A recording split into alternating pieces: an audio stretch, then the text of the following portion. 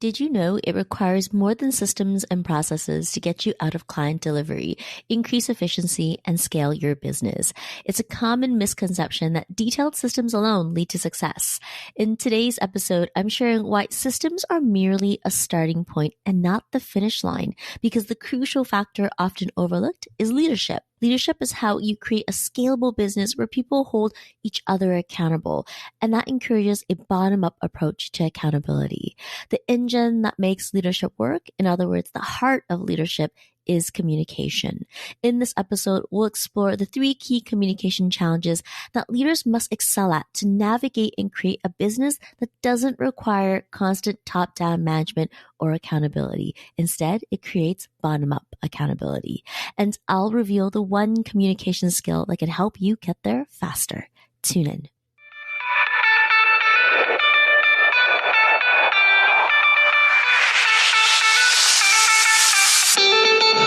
Welcome to the Small But Mighty Agency podcast. If you're a marketer, a consultant, or a creative who's on the journey of growing from solopreneur to agency owner, follow along because I pull back the curtains on the realities of growing and running a scalable service-based business and building a lean team. I'm your host, Audrey Joy Kwan.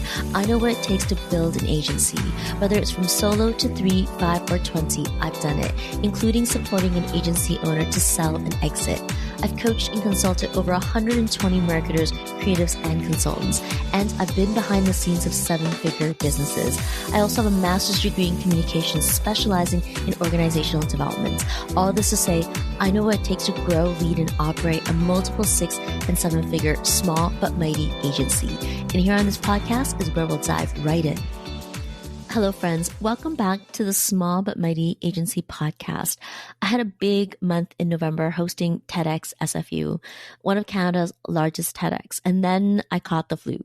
So my voice sounds a little raspy, but I'm on the mend, and I'm excited to get into today's topic, all about one misconception that deserves a lot more attention. It's the misconception that having detailed systems in a business is enough for flawless team execution. The truth is, systems are starting points.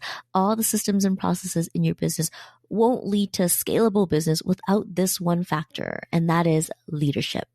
Effective teams and high performance are more than just policies, processes, and systems. I'm not saying you don't need these. Yes, you do, but all of it doesn't run without leadership. That's why I'm starting a new series called Equipping Leaders. You'll see more content on leadership in this podcast throughout the new year because your team is your greatest asset. When you're building your business, your team is the resource that allows you to scale, and leadership is how teams thrive. Despite what some might have you believe, growth and scale in a service business isn't all about implementing more processes or more new processes.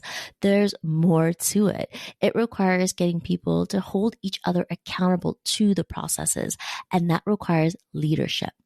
Now, what is leadership? It feels like such an elusive term because it's a sum of several things like communication, emotional intelligence, decision-making, vision, adaptability, problem-solving, strategy, delegation and empowerment, conflict resolution, cultural awareness.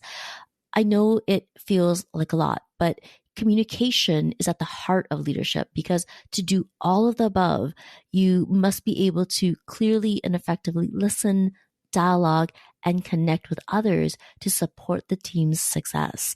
You always hear it. Great leaders are great communicators, but what defines a great communicator? There are 3 consistent communication challenges that I help my agency owners master to help their teams work more effectively. And here's the thing, managing these 3 challenges comes down to doing one thing well. Yep, one thing. And we'll get to that one thing here. Working on that one thing with my clients inevitably helps them become better communicators and leaders. But what are the top 3 communication challenges they bump up against consistently? It's the ability to transform challenges into powerful dialogue instead of jumping the gun to give the fix right away. Second, it's the ability to make it safe to talk about almost anything. Why?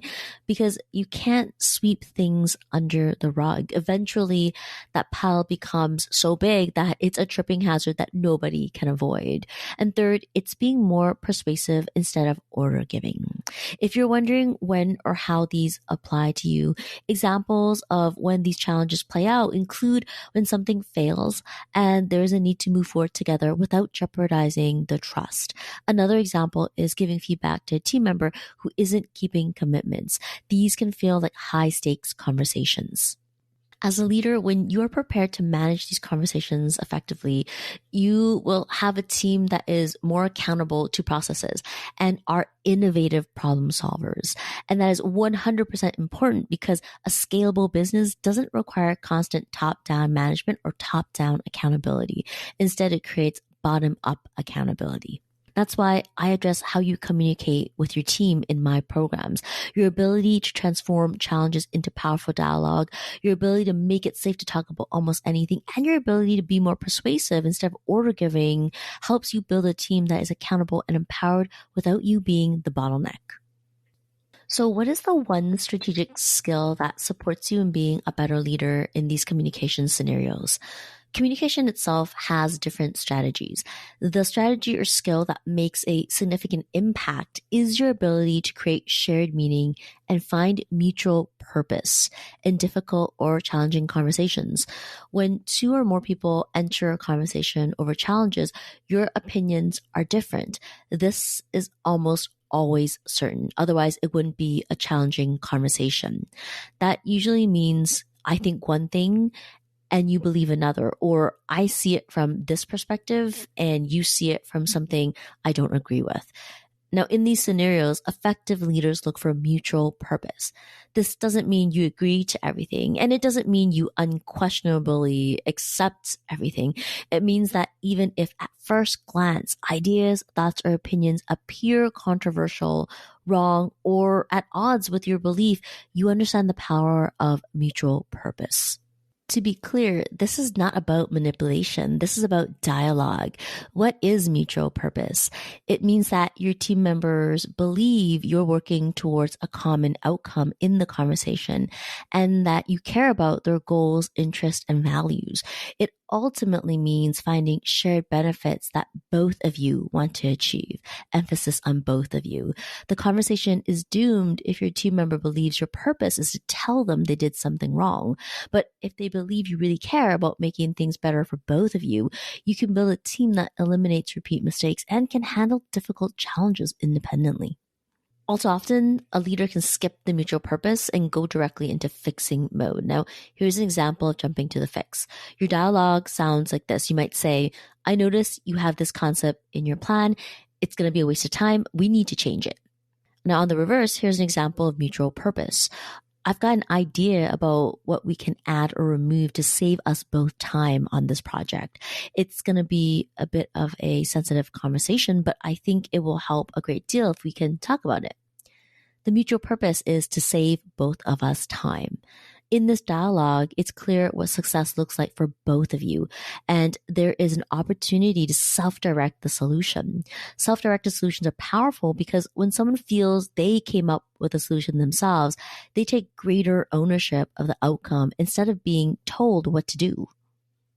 Mutual purpose doesn't take long to establish. You can start doing this right now by simply asking yourself these 3 questions before you enter into a challenging conversation with a team member.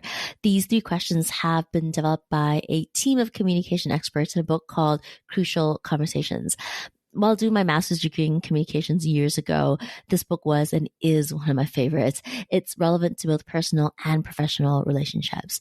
Ask yourself these 3 questions. What do I really want for myself? What do I really want for this person? What do I really want for the relationship?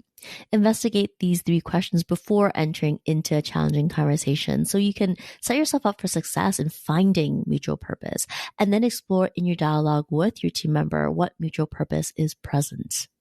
Mutual purpose leads to mutual respect. Both are necessary if you want a scalable business that doesn't require constant top-down management or accountability. Instead, it encourages bottom-up accountability where team members feel heard, trusted, and empowered. To wrap it up, we explored a misconception in business growth, the belief that detailed systems alone can ensure flawless execution. We emphasize that systems are a starting point. The real catalyst for scaling a business is effective leadership. Leadership transcends productivity and performance metrics, which are often tied to processes structures, and systems. Yes, these elements are necessary, but systems without leadership is like a compass without a needle. You have the tool, but it provides no direction or guidance on where to go.